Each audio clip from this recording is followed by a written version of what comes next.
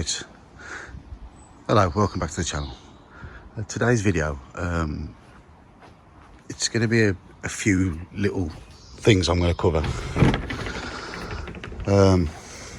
One of them, what started this video was on the Honda Forza, the 2022 model, the start-stop.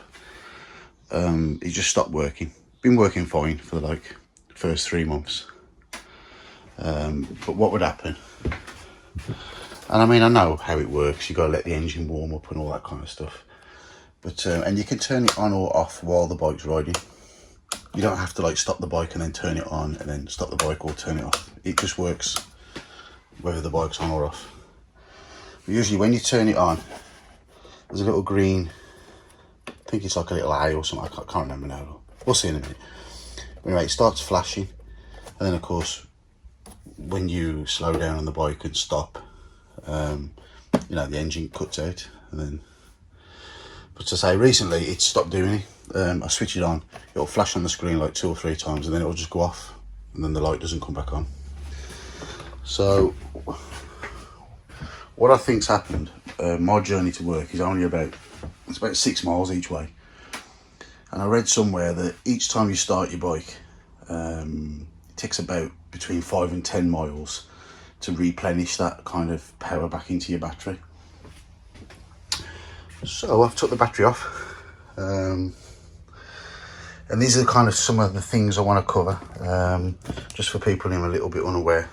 Well, first of all, the battery that's on the Honda Forza, it's only a 7 amp hour battery. So if you're going to charge it, you need to be really careful. Like if you use a 12 amp car battery charger, you're going to probably destroy your battery. You don't want to be using anything more than 3.5 amps. So any battery charge, if you take your battery out to charge it, make sure that your battery charger isn't over 3.5 amps. And one of these Optimate 4, these are probably one of the best things, and this is what I am going to do. I'm not doing it today. I've got to wait for the cable. When I sold one of my last bikes, let's assume, I don't know if it'll pick it up. So what you do, you put a cable from your positive and negative, and then you feed it out, and then when you've parked your bike up, you put the Optimate on, and it will just keep your battery nice and fresh. But I say I've had to order a new cable because so like I just said, when I sold my bike, I left it on there.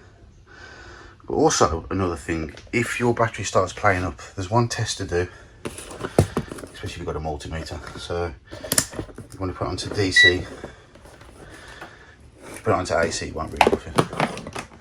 And then when you read your battery, when it's like just been sitting here like this, it should read over 12.2, 12.3 more. If it's lower than that, then your battery's wrecked. So if you take a reading,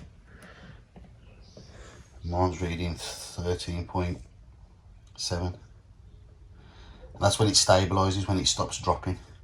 Because when you first charge it, you'll notice that you'll put your multimeter on, and the voltage will start dropping. It will keep dropping like by 0.1, you know, point.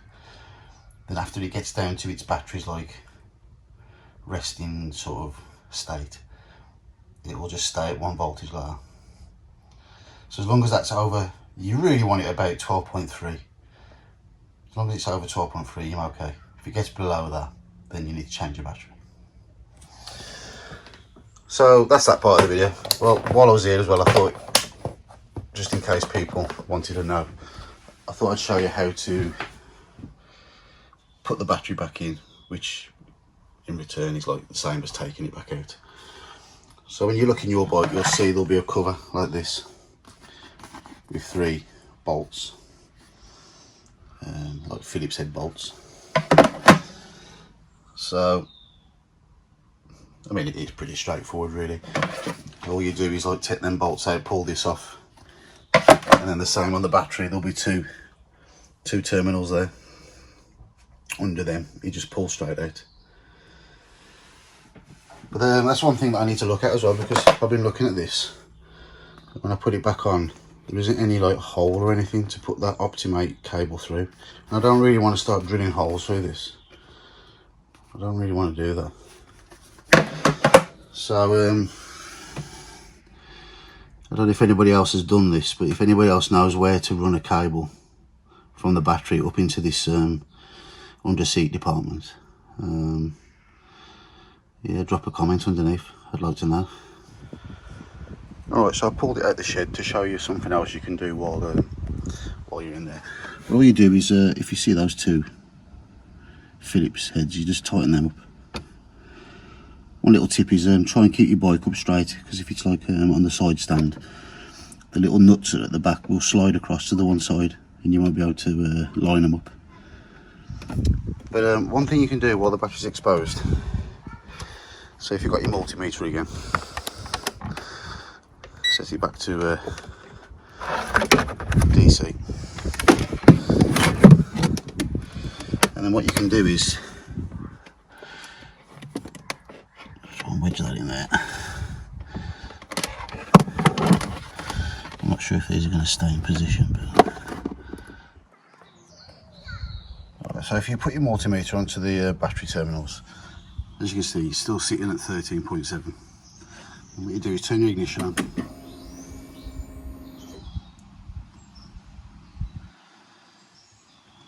See how that dropped down? That drops any lower than 9. Same again, your battery's like no good. What I'll do, I'll start it up. Hold on a second.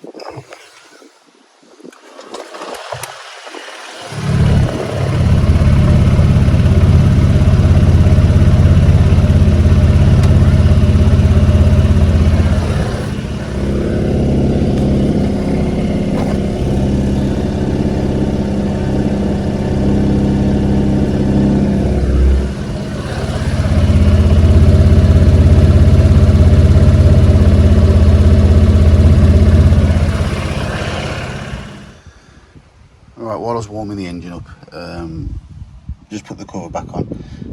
Don't need to show anybody how to do that. It's just 3 bolts, it just lines up. You just tighten them up. Don't over tighten them here because you'll bend the top bit. You'll bend this bit here. Just nip them. So yeah, I think charging the battery up has actually fixed it. So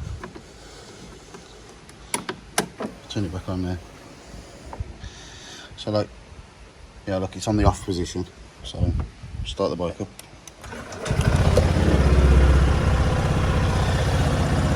So let's say it's in the off position, so it's not on. It's got a little bit of temperature in it. So now I'll switch it on and you'll see the green light come on.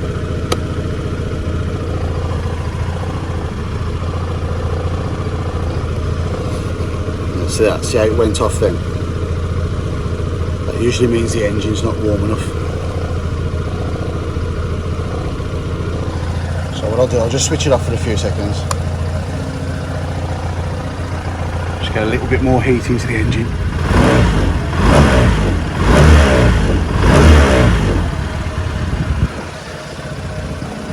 I'll switch it back on. See, it's doing that again now. It did work just.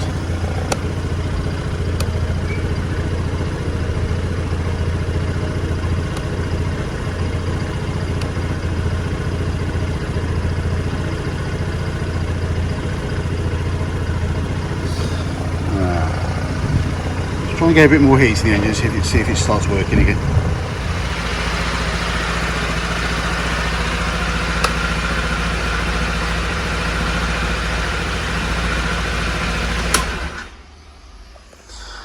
Still not working. I've tried it a few times. I even got the traction control light to go off and it still didn't work. Which is strange because the first time I did it off camera it did work. But then when I'm trying it now it's not working. I'll take it out for a ride later and see if it sorts itself out. But anyway, a bit of a random video, but thanks for watching. Until next time, bye.